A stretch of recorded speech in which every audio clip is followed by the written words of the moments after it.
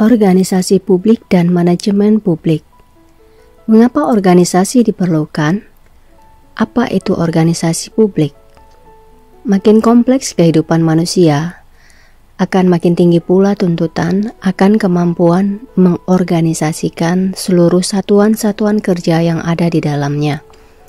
Pengembangan peradaban dan juga keberhasilan program pembangunan sebenarnya ditentukan oleh kemampuan untuk mengorganisasikan seluruh satuan-satuan kerja yang ada di dalamnya.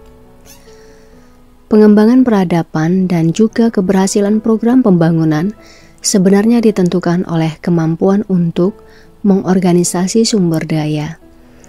Dengan kata lain, organisasi diperlukan untuk memelihara dan mengembangkan kualitas kehidupan manusia. Misalnya, usaha untuk mengurangi kemiskinan dilakukan dalam bentuk program pemberantasan kemiskinan. Agar program ini bisa berjalan, maka dibentuk satu organisasi untuk melaksanakannya. Melihat besarnya arti organisasi dalam kehidupan manusia, kemudian muncul satu ilmu yang secara khusus memusatkan perhatiannya pada organisasi. Ilmu yang dimaksud adalah ilmu organisasi.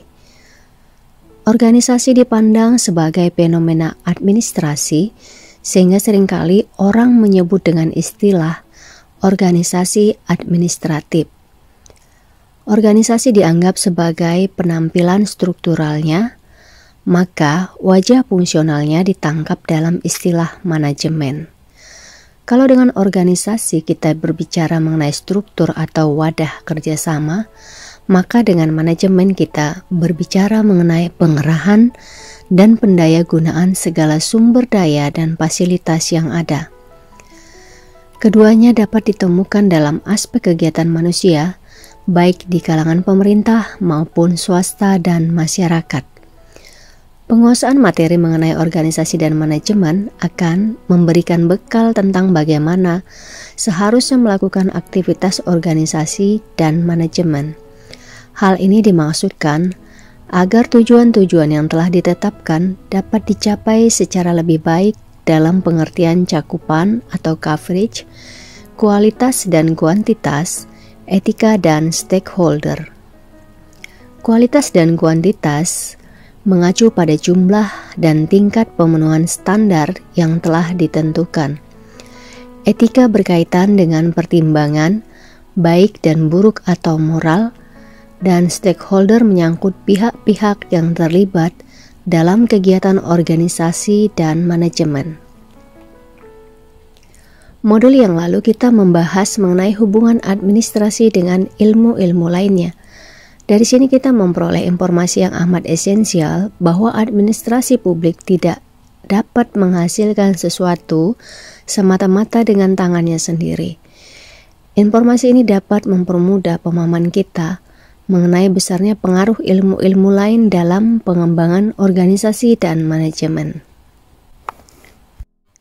Untuk memahami apa makna dari organisasi, maka kita akan melihat menurut beberapa ahli seperti James March, Herbert Asimov, Nicholas Henry yang mengelompokkan teori organisasi ke dalam 3 model. Model yang pertama yaitu model tertutup atau closed model. Model organisasi yang tertutup boleh dikatakan model yang paling berpengaruh dalam pemikiran-pemikiran administrasi publik. Istilah-istilah yang biasanya lekat dengan model tertutup seperti birokratik, hierarki, formal, rasional, dan mekanistik. Adapun mazhab yang termasuk dalam model tertutup dapat dibagi dalam teori birokratik, manajemen ilmiah, dan manajemen administrasi atau manajemen generik.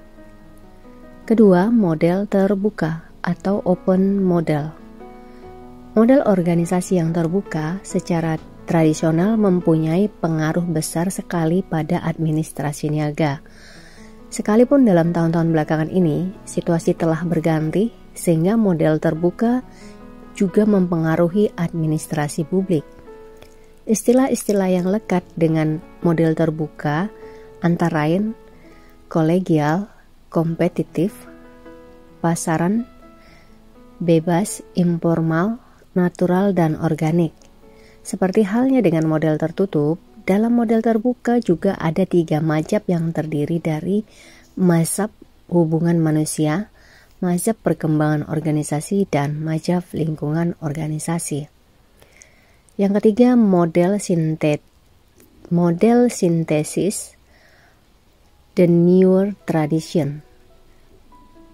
Sebenarnya kedua model yang telah disebutkan di atas adalah bersifat ideal.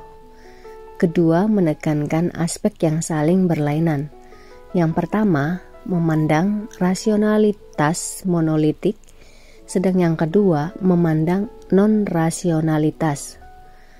Nampaknya mereka berdiri pada 2 titik yang bertolak belakang, tetapi keduanya mempunyai kegunaan dan manfaat yang sama besarnya.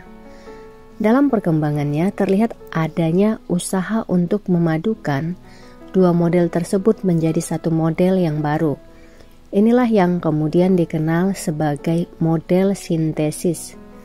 Model ini bertitik tolak dari model terbuka, tetapi menjelaskan perilaku organisasi sebagai kondisi yang dimotivasi oleh kebutuhan untuk merutinkan dan merasionalkan kerja internal organisasi dan hubungannya dengan lingkungan. Dasar-dasar manajemen. Organisasi lebih dekat dengan pengertian struktur, sedangkan manajemen lebih dekat dengan pengertian fungsi. Karena itu dapat dimengerti mengapa dalam setiap organisasi secara otomatis terdapat proses manajemen. Dengan asumsi semacam ini, letak dan keberadaan manajemen menjadi tidak terbatas. Dimanapun dan kapanpun akan kita dapati manajemen. Karena keterikatan dengan ilmu induknya, yaitu administrasi, maka telaah manajemen masih tetap bertolak dari pemikiran administrasi. Hal ini dengan jelas terlihat ketika Waldo merumuskan manajemen sebagai suatu rangkaian tindakan dengan maksud untuk mencapai hubungan kerjasama yang rasional dalam suatu sistem administrasi. Sebenarnya banyak ahli telah memberikan definisi manajemen. Ada 4 contoh definisi yang dikemukakan di sini. Sebagian menyebut manajemen sebagai kemampuan atau keterampilan untuk memperoleh suatu hasil dalam rangka pencapaian tujuan melalui kegiatan-kegiatan orang lain. Sedang Delianji yang menganggap manajemen sebagai suatu konsep dari administrasi mengatakan bahwa manajemen adalah suatu proses, yaitu rangkaian kegiatan penataan yang berupa penggerakan orang-orang dan pengarahan fasilitas kerja agar tujuan kerjasama benar-benar tercapai. Bagi Kunz dan Donald, manajemen adalah usaha untuk mendapatkan hal-hal yang dikerjakan melalui usaha orang lain. Menyerupai pendapat ini, George Terry merumuskan manajemen sebagai pencapaian suatu sasaran yang telah ditentukan sebelumnya melalui usaha orang lain. Menurut Leonardo J. Kashmir, setiap usaha untuk memformulasikan satu teori manajemen didasarkan atas asumsi bahwa terdapat seperangkat prinsip-prinsip yang diangkat dari pengalaman keberhasilan manajerial dalam lapangan-lapangan yang berbeda-beda. Perkembangan teori manajemen menurut Kashmir sebagai berikut. Yang pertama, gerakan manajemen ilmiah. Gerakan manajemen ilmiah yang dipelopori oleh Frederick Winslow Taylor.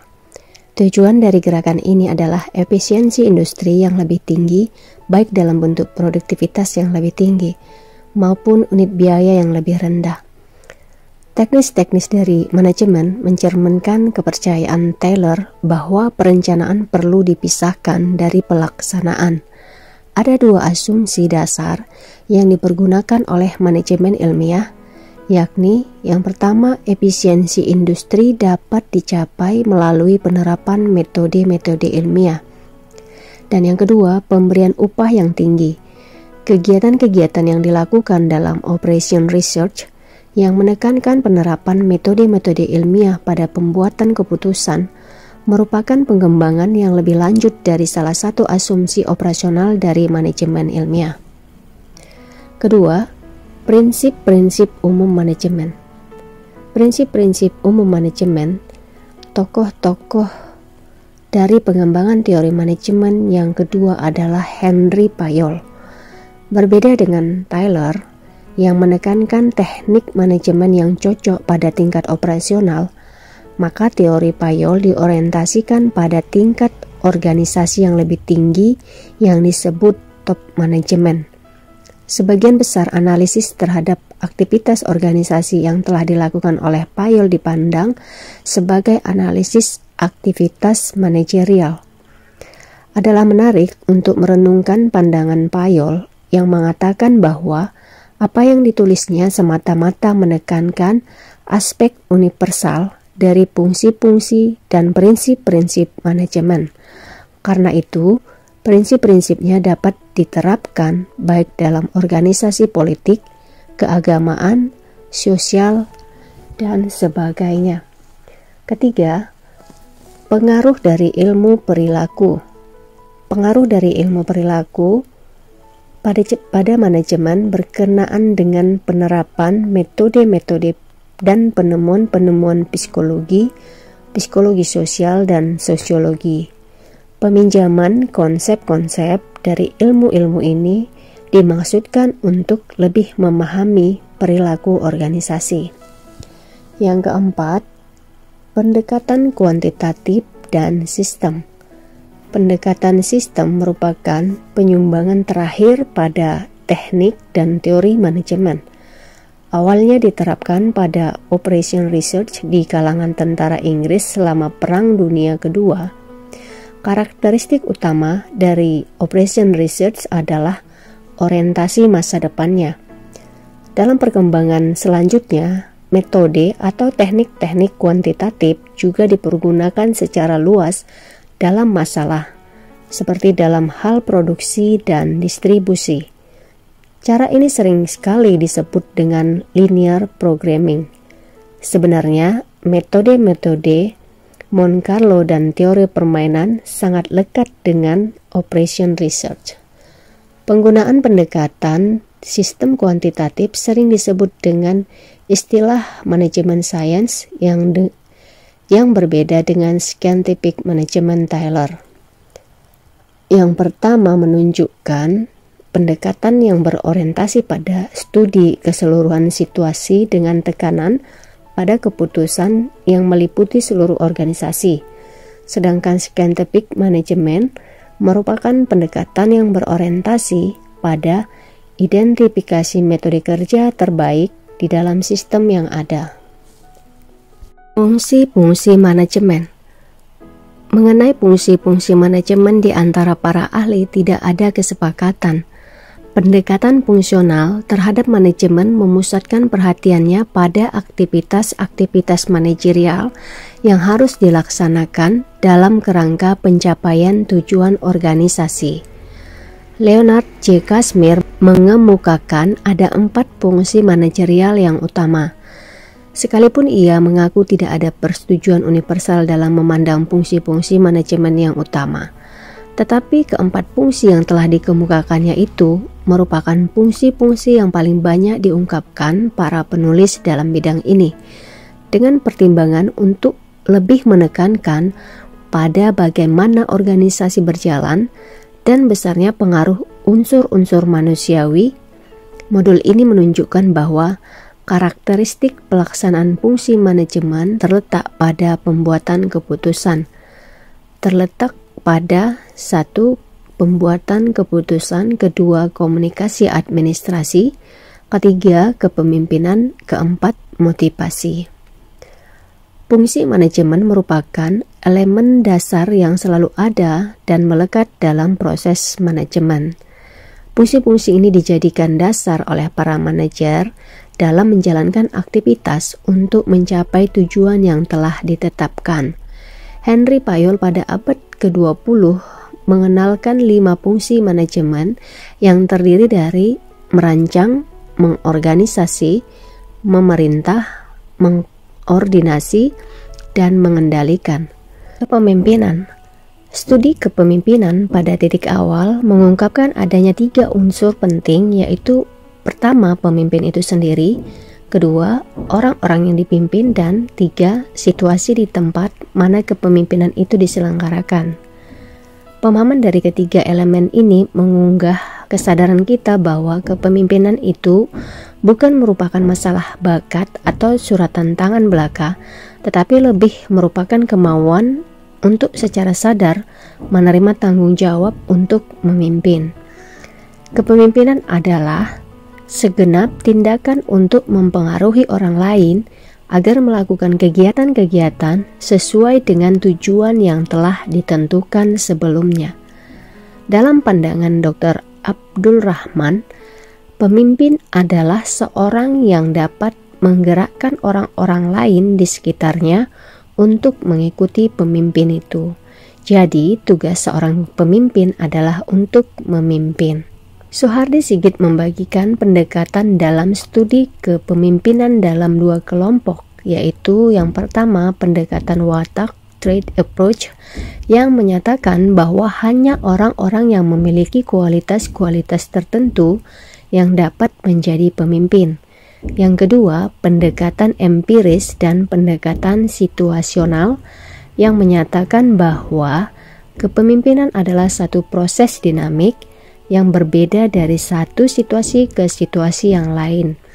Selanjutnya, pengarang buku teori kepemimpinan dalam manajemen ini menunjukkan teori-teori tentang kepemimpinan antara lain yang pertama, gerakan manajemen ilmiah, kedua, mazhab perhubungan manusia, ketiga, Universitas Ohio, 2 faktor kepemimpinan, keempat, Universitas Michigan Style Continuum, kelima, Universitas Harvard, jenis-jenis pemimpin kelompok, keenam, managerial grid menurut Blake dan Mouton, ketujuh, mazhab dinamika kelompok, kedelapan, pendekatan kontingensi atau situasional, 9, kontinum kepemimpinan, 10, model kontingensi kepemimpinan, hubungan atasan dan bawahan, teori Pat Gould, teori ke-12, teori Redin 11, teori Pat Gould, 12, teori Redin 3D, 13, teori 3D Redin dan sistem manajemen menurut Likert, ke-14, sintesis teori kepemimpinan situasional, ke-15, teori kepemimpinan di Indonesia. Pengambilan keputusan. Sebagian pakar mengatakan bahwa pengambilan keputusan adalah fungsi terpenting, jika tidak inti dari kepemimpinan. Konsekuensi dari tugas pokok memimpin adalah sebagian besar waktunya harus dipergunakan untuk mengambil keputusan. Sukses tidaknya seorang menjalankan peranannya sebagai pemimpin akan sangat ditentukan oleh kemampuannya untuk mengambil keputusan, bukan oleh keterampilan dalam melakukan kegiatan-kegiatan operasional. Sadar akan pentingnya peranan pengambilan keputusan dalam kehidupan organisasi, maka sekarang pembahasan mengenai pengambilan keputusan makin mendapatkan perhatian. Pengambilan keputusan selalu bersifat memilih di antara berbagai alternatif. Keputusan diambil untuk menentukan sikap berbuat atau tidak berbuat. Profesor Prajudi mendefinisikan pengambilan keputusan sebagai pengakhiran daripada suatu proses pemikiran tentang suatu pertanyaan atau masalah tertentu. Sementara Siagian berpendapat bahwa pada hakikatnya pengambilan keputusan adalah suatu pendekatan yang sistematis terhadap suatu masalah yang kita hadapi. Kita memahami bahwa baik buruknya keberhasilan seseorang dalam menjalankan peranannya sebagai pemimpin dapat juga dinilai seberapa jauh keputusan-keputusan yang diambilnya telah direalisasikan dan sampai di mana keputusan-keputusan itu mempercepat pencapaian tujuan-tujuan organisasi yang telah ditentukan sebelumnya. Atas dasar pemikiran semacam ini, maka fungsi pengambilan keputusan sebenarnya terletak pada pandangan bahwa keputusan itu merupakan pangkal dan akhir dari segala macam aktivitas manusia yang sadar dan terarah, baik secara individual maupun secara kelompok. Jadi barang siapa menghendaki adanya aktivitas-aktivitas tertentu, maka ia harus mampu dan berani mengambil keputusan yang bersangkutan dengan cara yang setepat-tepatnya. Hubungan kemanusiaan. Di atas dinyatakan bahwa keberhasilan kepemimpinan diukur dari dipatuhi tidaknya pengarahan yang diberikan oleh sang pemimpin dan diterima tidaknya kepemimpinan yang ditampilkan oleh sang pemimpin. Pertanyaan-pertanyaan ini berkaitan erat dengan suasana psikologis dan hubungan kemanusiaan yang berlaku dalam organisasi yang dipimpin oleh sang pemimpin tersebut. Kalau kita membicarakan hubungan-hubungan kemanusiaan dalam administrasi, biasanya kita membahas konsep-konsep psikologi sosial. Ketika roda organisasi mulai berputar, yang bergerak sebenarnya adalah manusia. Persoalannya adalah mengapa anggota organisasi mau bekerja atau bertindak? Pemahaman terhadap jawaban ini berguna bagi para manajer untuk lebih mengerti perilaku manusia, baik perilaku masa lampau maupun untuk meramalkan, mengubah, dan bahkan mengendalikan perilaku yang akan datang. Motivasi seseorang tergantung pada kekuatan motifnya. Motif kadangkala dirumuskan sebagai kebutuhan, keinginan, arah, dan input yang terkandung dalam diri. Motif sebenarnya diarahkan kepada tujuan tertentu, baik secara sadar maupun tidak. Berbagai teori motivasi telah dikembangkan oleh banyak orang. Abraham Maslow mengemukakan teorinya mengenai hierarki kebutuhan di mana motivasi sebagai berjalan secara bertingkat, mulai dari fisiologis, keamanan, afiliasi sosial, pengakuan, sampai pada aktualisasi diri. Douglas McGregor mengatakan teori X dan Y. Teori X adalah mengenai orientasi tugas yang harus dijalankan melalui pengawasan yang ketat, sentralisasi otorita, kepemimpinan otokratik, dan sedikit partisipasi dalam proses pembuatan keputusan. Sedang teori Y menunjukkan pada filosofi manajemen di mana orang-orang mempunyai kapasitas untuk mengatur diri mereka sendiri demi pencapaian tujuan-tujuan organisasi. Sementara itu, Strauss menyebutkan ada 3 macam kebutuhan yang dapat dipuaskan melalui kerja, yakni yang pertama kebutuhan fisik dan keamanan, kedua kebutuhan sosial, dan ketiga kebutuhan ego. Bagi McClelland ada 3 macam kebutuhan yang melekat pada diri seseorang, yakni yang pertama kebutuhan akan kekuasaan, kedua kebutuhan akan afiliasi, dan ketiga kebutuhan akan prestasi. Fungsi-fungsi post de corps dalam administrasi publik. Post de corps adalah satu akronim yang dikembangkan oleh Luther H. Gulick untuk menggambarkan aktivitas manajer yang pada umumnya ditemui pada semua organisasi. Post de corps adalah singkatan dari planning, perencanaan, organizing, pengorganisasian, stepping, penyediaan staf, directing, pengarahan, coordinating, koordinasi, reporting, pelaporan, dan budgeting, penganggaran. Post de corps berkehendak untuk mengubah prinsip-prinsip dari teori administrasi menjadi praktek administrasi. Perhatian utamanya adalah bagaimana organisasi seharusnya distruktur dan apakah peranan dari eksekutifnya. Penjelasan lebih lanjut dari ketujuh fungsi manajemen atau fungsi administrasi tersebut adalah sebagai berikut. Planning atau perencanaan. Perencanaan adalah kegiatan-kegiatan yang berkenan dengan penyusunan garis-garis besar yang memuat apa yang harus dikerjakan dan metode-metode untuk melaksanakannya dalam rangka mencapai tujuan organisasi. B. Organizing atau pengorganisasian. Pengorganisasian adalah aktivitas-aktivitas yang berkaitan dengan penyusunan struktur yang dirancang untuk pencapaian tujuan-tujuan yang telah ditentukan. C. Stepping atau penyediaan staf. Yang dimaksud dengan penyediaan staf adalah pengerahan dan latihan sekelompok orang untuk mengerjakan sesuatu tugas dan memelihara kondisi kerja yang menyenangkan. D. Directing atau pengarahan. Sekalipun telah ada struktur yang menetapkan pembagian tugas bagi setiap individu di dalam organisasi, namun tidak dengan sendirinya organisasi dapat bekerja.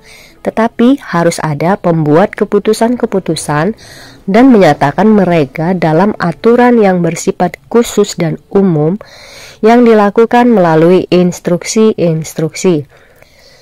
Kegiatan-kegiatan ini dinamakan pengarahan.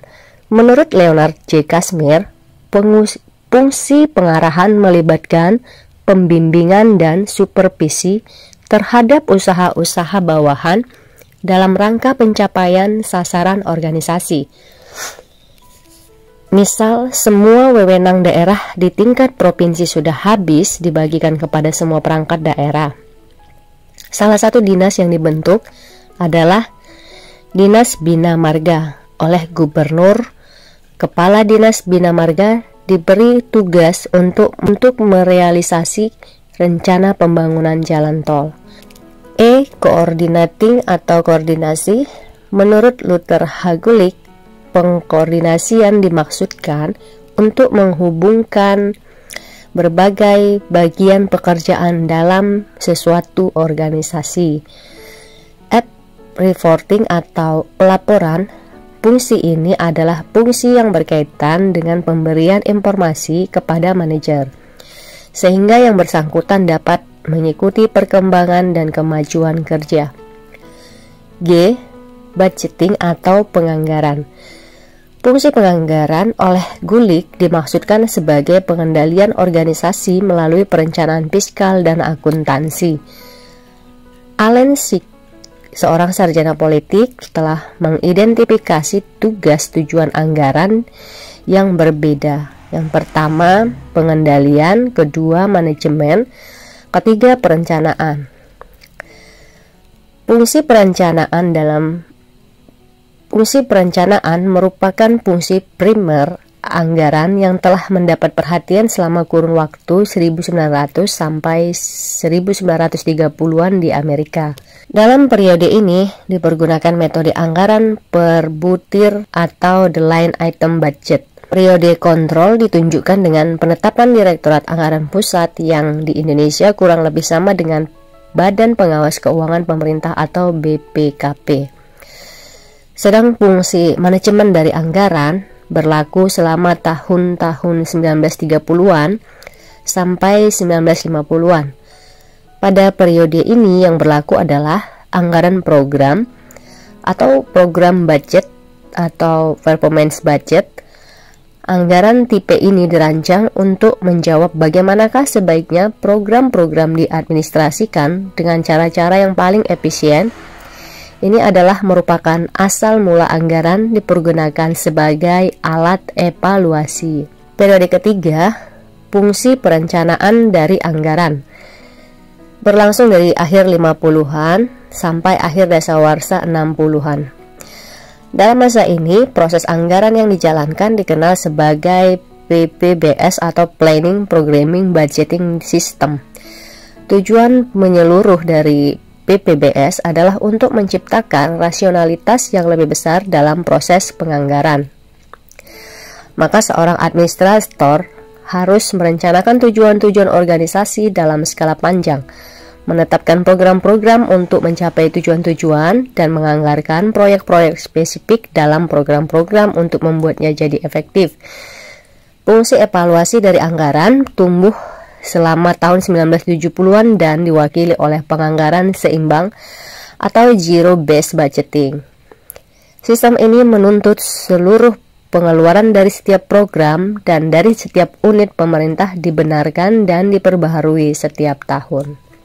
Manajemen publik baru. Untuk memahami manajemen publik baru, maka dari itu kita perlu memahami apa yang dimaksud dengan manajemen publik baru atau New Public Management. Kemudian apa saja yang pendekatan yang digunakan, seperti apa, dan kontroversi dalam New Public Management. Berikut ini kita lihat dalam pembahasannya. Gerakan manajemen publik atau public management mulai jelas muncul ke permukaan pada awal dekade 1980-an.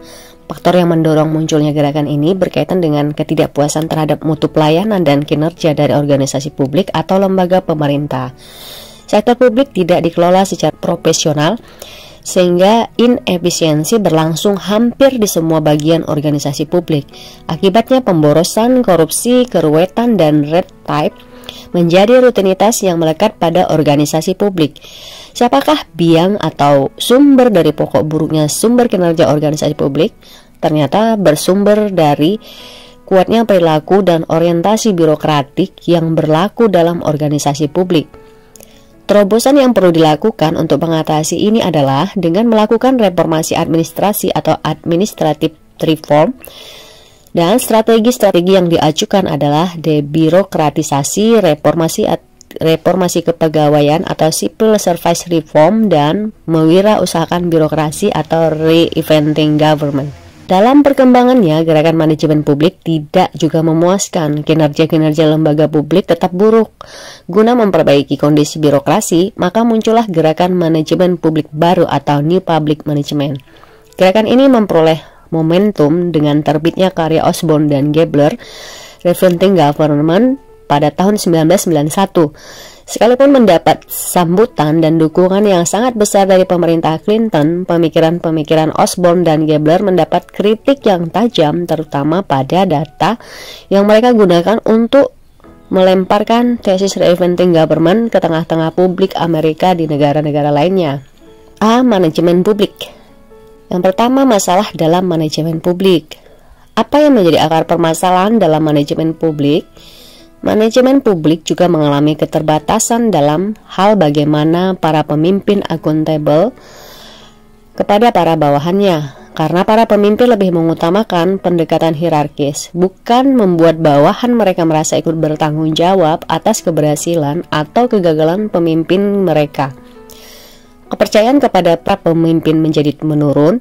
Mereka meragukan pemimpin mempunyai niat atau goodwill untuk selalu mengutamakan kepentingan publik. Hogan pada tahun 1990-an mengungkapkan yang mendapatkan jawaban bagus justru menyumbang bagi proses perusakan organisasinya dengan mengedepankan kepentingan-kepentingan pribadi. Kedua, kendala dalam birokrasi. Konsep manajemen publik dilemahkan oleh praktek birokrasi yang berorientasi politik, yang diistilahkan sebagai politik birokratik atau birokrasi politik. Selain menghadapi masalah ketidakmampuan mencegah pemimpin yang lapar kekuasaan atau power hungry dominators, model manajemen publik juga ditekan oleh ketakmampuannya menangkis kapitalisme internasional, IMF atau perdagangan internasional, dan World Trade Organization, Transnational Corporation atau TNC, dan kegagalan kebijakan publik. Ketiga, pendekatan pasar. Ciri pasar yang dianjurkan untuk diadopsi birokrasi adalah mekanisme penawaran permintaan. Hubungan antara rakyat dan birokrasi seperti hanya seorang yang akan membeli barang jasa. Pola ini juga berlaku dalam melakukan investasi. Sehingga kalau orang-orang bekerja dengan benar, maka perusahaan apapun akan makmur. Singkat kata, masyarakat seharusnya penuh dengan inovasi, eksperimen, dan belajar tanpa seorang pun yang terlibat dalam transaksi besar. Dengan demikian, harus diupayakan agar berkembang desentralisasi organik, non-otoriter dengan cara-cara evolusioner. Kegiatan ini dapat mengganti birokrasi yang tidak efisien. Pada sisi lain, keberhasilan upaya tersebut menguatkan demokrasi partisipatif. B. New Public Management. Yang pertama, spirit wirausaha dalam birokrasi. Perusahaan yang mampu menawarkan produk yang lebih bermutu dengan harga yang lebih murah akan memenangkan persaingan. Pola yang demikian dianut manajemen publik baru, di mana rakyat dipandang sebagai konsumen. Artinya, kegiatan birokrasi harus diorientasikan kepada kepentingan dan kebutuhan konsumen. Kepuasan konsumen tercapai bila birokrasi menghasilkan barang dan jasa yang lebih bermutu dengan harga yang lebih murah. Jika prinsip ini tidak berlaku, maka birokrasi pemerintah menjadi sebuah entitas atau lembaga yang usang. Dalam penyelenggaraan pemerintah, efisiensi harus menjadi nilai utama. Yang kedua, kontroversi manajemen publik baru. Setelah berjaya hampir 30 tahun, model dan filosofi manajemen publik baru mengalami penurunan. Bahkan, Dunleavy tahun 1996 menyatakan bahwa sebenarnya manajemen publik baru telah mati dan perubahan yang sekarang berlangsung sedang mengarah kepada era digital yang memfokuskan pada reintegrasi kepentingan, perhatian dan harapan pada kontrol, pemerintah holistik dan digitalisasi. Di Inggris dan Amerika, manajemen publik baru dikritik sejak muncul abad baru ini, abad ke-21, seperti yang disuarakan melalui Third Way Thinking Gideon dan Public Value Theory-nya Mark Moore. Kritik yang dilontarkan memusatkan perhatian pada kewarganegaraan, networked governance, dan peranan lembaga-lembaga publik dalam aktualisasi hak-hak warga negara. Tujuannya adalah untuk menciptakan secara bersama nilai publik, menggerakkan demokrasi, legitimasi dan kepercayaan, serta menekankan domain dalam manajer publik bekerja dalam sistem adaptif yang kompleks, yang karakteristiknya berbeda tajam dan bentuk pasar atau prinsip-prinsip bisnis swasta.